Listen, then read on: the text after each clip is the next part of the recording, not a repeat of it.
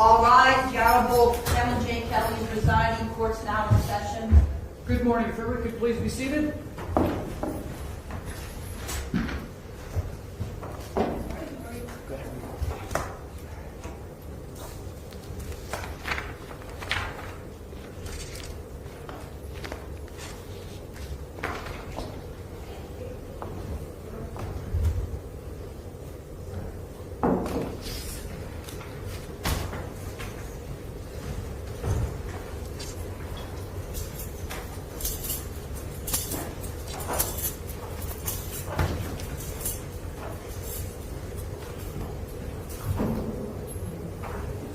Is everybody ready to proceed?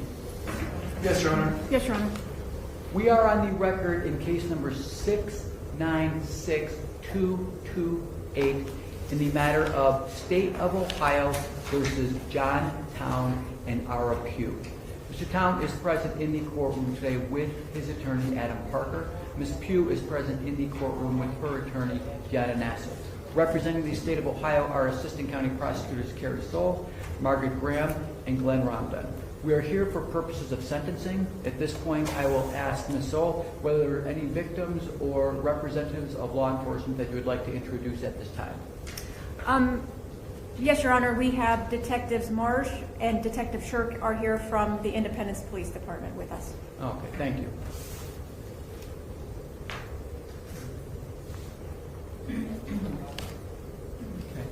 At this time, I ask Mr. Town, is there any reason that we should not proceed with sentencing this morning? No. Ms. Pugh, are there any reasons that we should not proceed with sentencing this morning? No, Your Honor. Okay. So, Mr. Town and Ms. Pugh, if you recall, on the 30th of April, the jury returned verdicts of guilty on count 1, murder, count 2, endangering children, count 4, felonious assault, count 5, permitting child abuse, count 6, involuntary manslaughter, count 7, endangering children, count 8, tampering with evidence. Of those counts, all of these counts merge to one count, except for the last count, which is a felony of the 3rd degree. Felonies of the 3rd degree are punishable by a term of incarceration of 9 months, 12 months, 18 months, 24 months, 30 months, or 36 months, and or a fine of up to $10,000. As for the remaining counts, the highest count that I believe the state will elect to sentence on is count 1, and that is 15 to life. Here's an important legal detail. Although the jury found the defendants guilty on multiple charges, many of those counts merge under Ohio law. That means the court won't stack punishment for every conviction. Instead, sentencing focuses primarily on the most serious offense. In this case, murder, carrying a sentence of 15 years to life. The real question now is whether any additional punishment will be added for tampering with evidence. The sentencing, the court had requested and received a copy of a pre-sentence investigation report for both Mr. Town and Ms. Pugh. Has everybody had the opportunity to receive and review these documents? Yes, Your Honor. Yes, we have, Your Honor. Yes, Your Honor. And since the time of the sentencing, I've also received a letter from Terry Hunt, a district school nurse from the Bloomfield Mesco School District. Has everybody had an opportunity to receive and review these letters? Yes, Your Honor. Yes, Your Honor. And I also have a copy of a number of educational transcripts of educational courses that Ms. Pugh has completed while incarcerated. Has everybody had an opportunity to receive and review this as well? Yes, Your Honor. Okay. And those are is there anything else that the court should be in receipt of other than these documents? Okay. Okay, at this time then I'm going to recognize the State of Ohio as regards to sentencing. Your Honor, you presided over this case. You heard all of the evidence that was presented on behalf of the state about this tragic yet preventable case. We'd ask that you impose the life sentence with parole eligibility after 15 years. and also a sentence for the tampering with evidence. Thank you. Okay, thank you very much. At this time, I'm going to recognize Mr. Parker on behalf of Mr. Town. Thank you, Your Honor. First off, I have advised my client that he shouldn't be making any statements about the facts of the case today in court, given that he does intend to appeal. Count 1, murder, the court has one sentencing option by statute, that is 15 years to life. I believe the parties all agree that the sentences for counts 2 to 7, which merge with count 1, so that really only leaves the court with the only sentencing decision to make is for count 3, whether there's going to be any consecutive time imposed for that tampering with evidence charge. Given the sort of narrow range of sentencing options, I'm not going to belabor the point here. However seriously the court may view count 1, the evidence as to count 8 there, tampering with evidence, was about essentially cleaning up the hotel room where Hunter Town passed away prior to law enforcement arriving. For whatever that's worth, I don't think the facts of that particular charge really call out for any additional sentence to be imposed. I would just mention that Mr. Town has a long work history and he had no prior criminal record before this. So we are asking the court to impose the statutorily required sentence of 15 to life on count 1 with count 8 any time being imposed concurrently, the other counts emerging for purposes of sentencing. And we are going to be asking that appellate counsel be appointed for Mr. Town. Okay, thank you. And I'm just going to ask Mr. Town, your attorney has stated that you choose to not speak to preserve all of your appellate rights. Is that accurate? Yes, sir, that's correct. Oh, very good. Ms. Nassar, on behalf of Ms. Pugh. May it please the court, Your Honor, this is a tragedy. Hunter's loss is an absolute tragedy, a big loss for everybody that have known him, his siblings, his parents, his community, and everybody that has known him. He was only 11. His loss is a pain that will forever be in his mother's heart and his father's heart and his siblings' heart. As I mentioned, this is a tragedy. She wishes she can go back and changes everything. Time cannot go back, unfortunately. I want to speak on behalf of Mrs. Pugh and the effort that she's done since she got into county jail to work on herself as a person, to work on herself, to heal and work on the traumas that she has suffered from as a child growing up. She herself has been a victim of abuse, sexual abuse. She has not had an easy life at all. It's easy to judge her by Hunter's death, but also she is a woman herself. She's a mom of 10 children. She did not have an easy life. She had to move at least 6 states since his birth. They were a poor family that did everything that they can to give to their kids. She gave to her kids whatever she had from what she's known. Actually being in county jail and learning, doing all those courses and working, getting therapy and working on her traumas as well, she learned a lot on how to better herself and improve herself in the future. Unfortunately, the loss of Hunter now means the loss of her other children, and she will have to live with that for the rest of her life. She has no felony record, and she even is a person that didn't learn how to drive until she was 42 years old. So she did not have an easy life in any way, in any means. We do ask the court to take that into account in imposing the sentence. She is facing a 15 to life sentence on the murder count. However, as tampering with the evidence, we ask that any sentence that the court imposes on that count, that the court will not concur it with the murder. Thank you. Okay, thank you very much. This is often one of the most emotional moments in any sentencing hearing, the defendant's chance to speak directly to the court. Known as allocution, it's the last opportunity to express remorse, explain circumstances, or ask for mercy before the judge makes a final decision. The question is, will these words have any impact on the sentence? Yes, Your Honor. Okay. Ms. Pugh.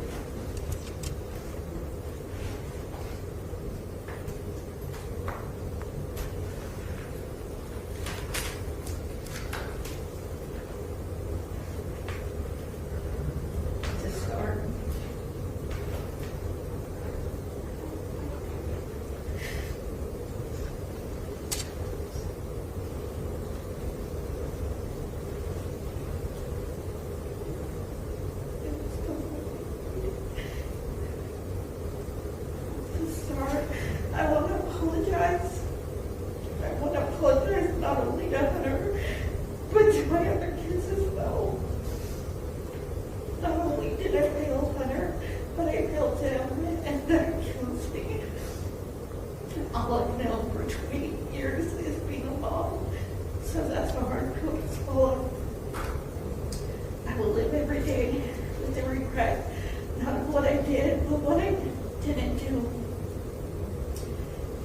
I lost everything that mattered to me.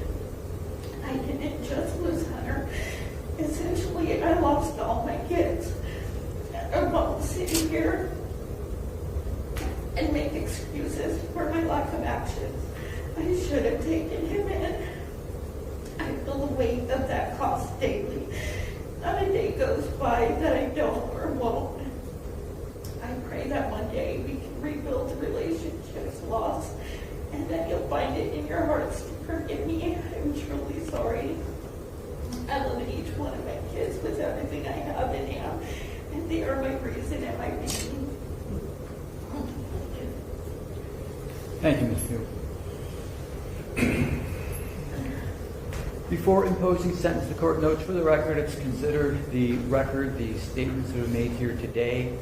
I've considered the PSI for both defendants. I've considered the letters. I've considered the educational information provided to the court. I've considered the purposes and principles of felony sentencing contained in Ohio Revised Code, Section 2929, Sections 11 through 13, and the court will make a sentencing decision that is commensurate with and not demeaning to the seriousness of the conduct and its effect on the victim and consistent with similar offenses committed by similar offenders. All that being said, there's not much I can say at this point. That the tragedy happened, and I'm not going to sit here and browbeat you any further. I'm sure this is something you'll go with the rest of your lives. If there's any positive, your other children that seem very, very intelligent, very like they really love each other, and I don't know what it'll look like, but I just hope that there can be some kind of healing going forward. As to counts 1, 2, 4, 5, 6, and 7, as stated earlier, these merge into count 1, which the state elects to serve. So as to these counts, to Mr. Cowan, you are sentenced to 15 years to life on these counts. As to count 8, which is tampering with evidence, you're sentenced to time served on that. Ms. Pugh, for the same reasons as to count 1, counts 1, 2, 4, 5, 6, and 7, these merge into count 1. The state elected to sentence on count 1, which is 15 years to life. Count 8, tampering with evidence, you are sentenced to time served. Now,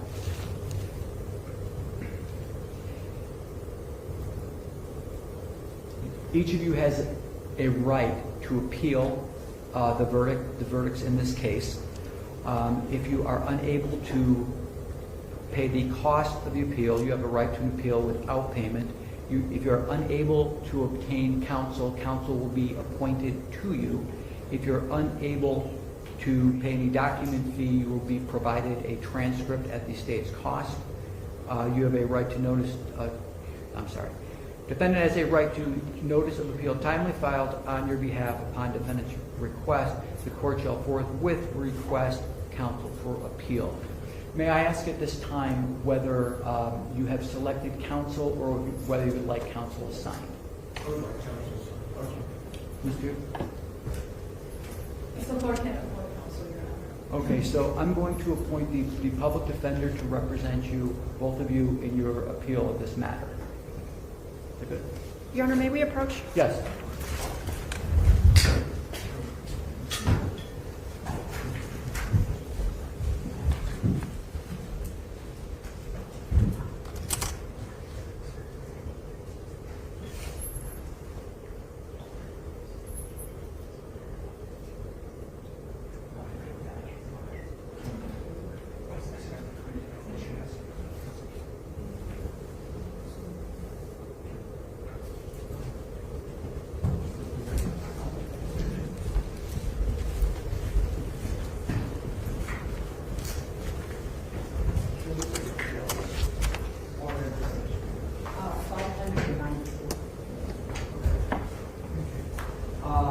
Just for the record, counsel brought to my attention as it relates to count 8 for both defendants.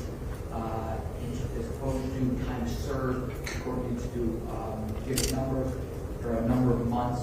So as to count 8, Mr. Cowan will be sentenced to 18 months you'll be given credit for count served, and Ms. Pugh, you'll be given 18 months on count 8. As to the appellate counsel, I'm going to assign Ms. Pugh Susan Moran, and I'm going to assign Mr. Town James Holflake.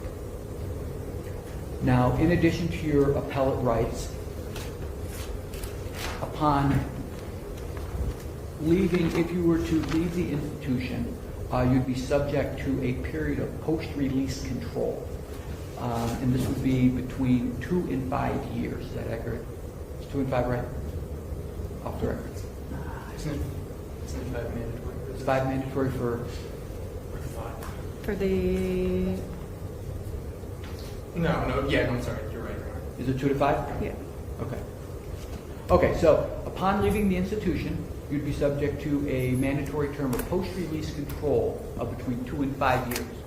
Now, during this time, while you're on post-release control, if you were to violate the terms of post-release control, the adult parole authority has the independent authority to return you to the institution for up to 1/2 of the original sentence, and they can do this without a hearing. They have the authority to do it on their own.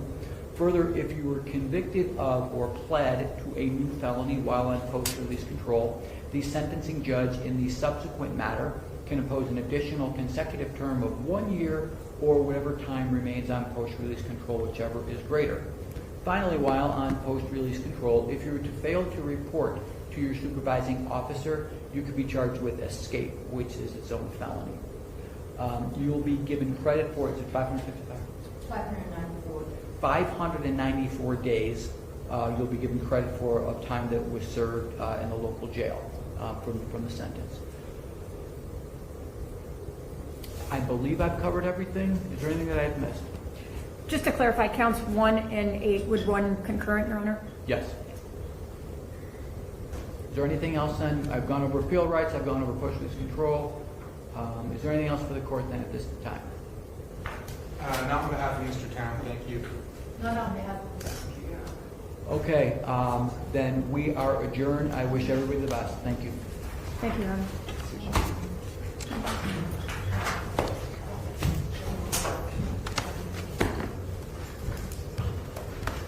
So I haven't shot.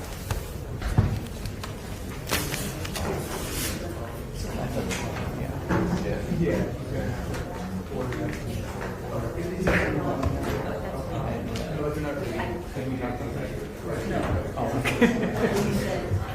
Okay. Yeah.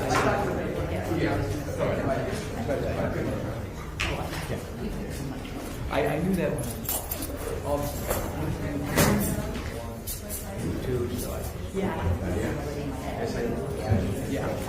Yeah, you should have that. But that's fine. Yes. Oh, yeah.